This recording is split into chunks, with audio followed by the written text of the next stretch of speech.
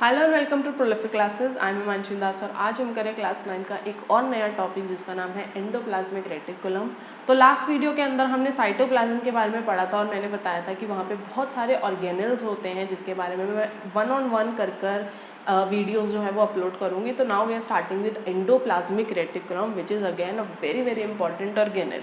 तो और भी बहुत सारी videos from the chapter fundamental unit of life से चैनल पर ऑलरेडी अपलोडेड है। अगर आपने नहीं देखी है तो आप क्लास 9 बायोलॉजी की प्लेलिस्ट में जाकर चेकआउट कर सकते हैं। तो स्टार्ट करते हैं एंडोप्लाज्मिक रेटिकुलम। एंडोप्लाज्मिक रेटिकुलम एक बहुत ही मेम्ब्रेनस सा स्ट्रक्चर होता है, बहुत सारी लेयर्स होती हैं, वो ऐसे गुच्छा सा बना होता है पूरे सेल के अंदर, जिसके बारे में आज हम पढ़ने वाले हैं। तो अगेन मैंने एंडोप्लाज्मिक रेटिकुलम के बारे में कुछ पॉइंट्स जो है वो मेंशन करे हुए हैं बोर्ड के ऊपर। अगेन आई वुड सजेस्ट आप वीडियो को ज़रा पॉज करो और अपने नोट्स बनाओ ताकि ये आपके खुद के हाथों में बने नोट्स आपको फ्यूचर में काम आए। तो स्टार्ट करते हैं अकरेंस और नेचर क्या होता है एंडोप्लाज्मिक रेटिकुलम का। तो basically inside the cell there exist a membranous network enclosing a fluid filled lumen which almost fills up the intercellular cavity called the endoplasmic reticulum. So as I said कि पूरे cell के अंदर ही पूरी ऐसा एक गुच्छा बना होता है एंडोप्लाज्मिक रेटिकुलम का, जो बेसिकली ऑलमोस्ट उसको फिल कर देता है, right. On the one end, ER is connected to the outer membrane of the nucleus and on the other end to the plasma membrane। तो जैसे हमने बोला जो न्यूक्लियर मेम्ब्रेन होती है, न्यूक्लियस की मेम्ब्रेन होती है, वहाँ से ये कनेक्शन इसका स्टार्ट होता है और एंड कहाँ होता है प्लाज्मा मेम्ब्रेन पर। तो उसके बीच में ये कुछ ऐसे लेयर्स बनाकर पूरे सेल्स के अंदर फैला हुआ होता है। तो दो तरह के एंडोप्लाज्मिक रेटिकुलम होते हैं। एंडोप्लाज्मिक रेटिकुलम को हम लोग प्यार से ER भी कह लेते हैं। तो दो types are rough endoplasmic reticulum या फिर स्मूथ एंडोप्लाज्मिक रेटिकुलम। तो रफ और स्मूथ के बीच में बहुत डिफरेंसेस पूछे जाते हैं टीचर्स के थ्रू, तो उसके ऊपर मैं एक वीडियो सेपरेटली बनाऊंगी, नेक्स्ट वीडियो ही होगी for the difference between rough endoplasmic reticulum as well as smooth endoplasmic reticulum. तो यहाँ पे हम थोड़ा बहुत पढ़ लेते हैं। रफ एंडोप्लाज्मिक रेटिकुलम के अंदर ribosomes are attach to the surface for synthesizing proteins. जिसने भी न्यूक्लियस की वीडियो देखी है उसने एक पॉइंट देखा होगा कि न्यूक्लियस जो होता है that is the factory of ribosomes, जहाँ पर मैंने बताया था राइबोसोम्स ऐसा ऑर्गेनल होता है जो कि प्रोटीन सिंथेसाइज करने में हमारी बॉडी में काम करता है। तो वो जो राइबोसोम्स होते हैं वो किस पे प्रेजेंट होते हैं, वो रफ एंडोप्लाज्मिक रेटिकुलम पे होते हैं। और जो रफ एंडोप्लाज्मिक रेटिकुलम जहाँ से स्टार्ट होता है वो होता है हमारा न्यूक्लियर मेम्ब्रेन। तो मोटा मोटा अगर आप समझ रहे हो, न्यूक्लियर मेम्ब्रेन पे रफ एंडोप्लाज्मिक रेटिकुलम कनेक्टेड होता है। रफ एंडोप्लाज्मिक रेटिकुलम के अंदर राइबोसोम्स अटैच होते हैं जो कि प्रोटीन सिंथेसाइज करते हैं। इसीलिए हम लोग ऑल इन ऑल न्यूक्लियस को ही कह देते हैं कि राइबोसोम्स की फैक्ट्री है वो। Second says smooth endoplasmic reticulum, ribosomes are not present, it is meant for secreting lipids। तो जहाँ पे endoplasmic reticulum, rough endoplasmic reticulum का काम था कि राइबोसोम्स को उनसे अटैच रखना, वहाँ पे प्रोटीन सिंथेसाइज होगा। वहीं स्मूथ एंडोप्लाज्मिक रेटिकुलम के अंदर लिपिड्स होते हैं सिंथेसाइज, वहाँ पर राइबोसोम्स प्रेजेंट नहीं होते हैं। फंक्शंस देख लेते हैं मोटा मोटा। It form supporting skeletal framework of the cell. यहाँ पे एंडोप्लाज्मिक रेटिकुलम की बात हो रही है तो मेनली वही वाली बात है कि क्योंकि पूरे सेल के अंदर भरे पड़े होते हैं तो वो ऑल इन ऑल एक स्केलेटल फ्रेमवर्क दे देते हैं सेल को। Second says it provides pathway for distribution of nuclear material from one cell to the other. तो क्योंकि ये न्यूक्लियर मेम्ब्रेन से कनेक्टेड होते हैं टिल प्लाज्मा मेम्ब्रेन, तो ये बहुत हद तक डिस्ट्रीब्यूशन के अंदर भी एक अपना पाथवे बनाते हैं कि अगर न्यूक्लियर मटेरियल एक सेल से दूसरे सेल तक ट्रांसपोर्ट होना है तो उसके अंदर भी एंडोप्लाज्मिक रेटिकुलम अपना काम करते हैं। Third point says certain enzymes present in SER synthesize fat, steroids and cholesterol. तो SER की हमने जो बात करी थी लिपिड्स की, तो उसके साथ साथ वो फैट, स्टेरॉइड्स और कोलेस्ट्रॉल्स को भी सिंथेसाइज करने में हेल्प करता है। And RER is concern with the transport of protein synthesize by ribosomes. RER के पास मोटा मोटा राइबोसोम्स ही है, तो वो उसमें जो प्रोटीन्स बनते हैं उन्हीं को ट्रांसपोर्ट करने में RER का मेन काम रहता है।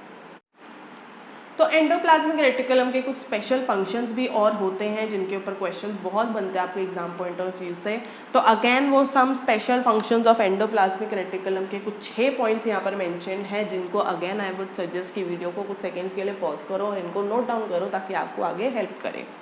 The first point says SER of liver invertebrates is involved in the process of detoxification. It metabolizes various toxic or poisonous substances such as drugs, aspirin, insecticides, petroleum products and pollutants.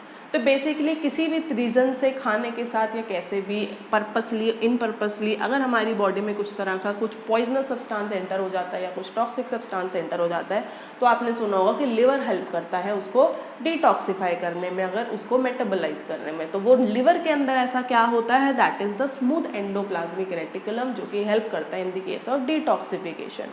This is the reason जो लोग बहुत ज़्यादा drink करते हैं, जो habitual होते हैं, उन लोगों की बेसिकली लिवर के ऊपर सबसे ज़्यादा इफेक्ट पड़ता है, बिकॉज वही वाली बात है कि एक मशीन को जितना ज़्यादा चलाते रहोगे वो एक टाइम के बाद ख़राब भी होना स्टार्ट हो जाएगी। Second point says SER plays an important role in the biosynthesis of glycolipids, phospholipids and cholesterol used in the formation of plasma membrane. तो हमने ये प्लाज्मा मेम्ब्रेन की वीडियो के अंदर पढ़ा था कि जो प्लाज्मा मेम्ब्रेन होता है वो बना होता है हमारे फॉस्फोलिपिड्स, कोलेस्ट्रॉल, ग्लाइकोलिपिड्स से, जो कि कौन सिक्रीट करता है, that is also smooth endoplasmic reticulum. Third point says SER synthesize steroid hormone such as oestrogen, testosterone and cortisol. तो स्टेरॉइड हार्मोन्स वही होते हैं जिनके ज़्यादा होने से भी बॉडी में प्रॉब्लम्स क्रिएट होना स्टार्ट हो जाती है। तो दे इंक्लूड एस्ट्रोजन, टेस्टोस्टेरोन, जो कि हमारे बेसिकली करेक्टरिस्टिक्स वाले हार्मोन्स होते हैं, सेक्स हार्मोन्स होते हैं, एंड कॉर्टिसोल। कॉर्टिसोल से कंफ्यूज मत होना, cortisol is a kind of stress hormone. अगर आपकी बॉडी में स्ट्रेस है तो दैट मीन्स आपकी बॉडी कॉर्टिसोल बहुत ज़्यादा रिलीज कर रही है। तो वो भी कौन करता है, that is SER, smooth endoplasmic reticulum. Fourth point से digestive enzymes of lysosomes are synthesized in RER। जैसे लाइसोसोम्स की वीडियो आएगी तो आपको बहुत क्लियरली समझ आएगा क्यों हर तरह की डाइजेशन के अंदर लाइसोसोम्स का ही नाम बन रहा है।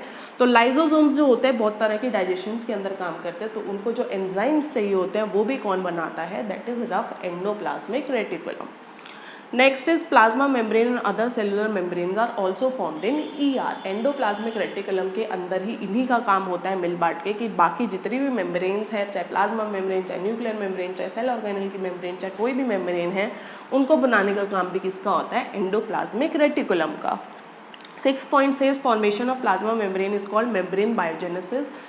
NCERT में ये टर्म मेंशन नहीं है, बट बहुत क्वेश्चन मैंने देखे हैं पूछे जा रहे हैं पेपर के अंदर मेम्ब्रेन बायोजेनेसिस के टॉपिक पे। This is nothing but the process by which any kind of membrane is produced, right. तो उसका एक फॉलोइंग प्रोसेस होता है। तो बेसिकली जो ये सारे हमें प्रोटीन्स वगैरह चाहिए होते हैं, glycolipids, phospholipids, cholesterol, glycolipids is a kind of carbohydrate. तो ये जो सब हमें चाहिए होता है ये सबसे पहले रफ एंडोप्लाज्मिक रेटिकुलम से स्मूथ एंडोप्लाज्मिक रेटिकुलम में आते हैं, देन अगेन वो गोल्जी अपैरेटस में जाते हैं। गोल्जी अपैरेटस अगेन एक ऑर्गेनेल है जिसके ऊपर एक वीडियो ज़रूर आएगी। फिर सिक्रीटरी वेसल से होते होते प्लाज्मा मेम्ब्रेन का प्रोडक्शन स्टार्ट हो जाता है।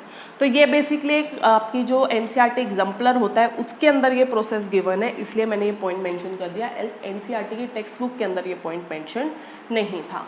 तो all in all endoplasmic reticulum के बारे में हमने काफ़ी कुछ पढ़ लिया, इसके अलावा भी बहुत कुछ होता है, बट अगेन हमारे सिलेबस में जितना था ना क्लास 9 में हम वो उससे ज़्यादा ही कवर कर चुके हैं, इंक्लूडिंग द लास्ट पॉइंट।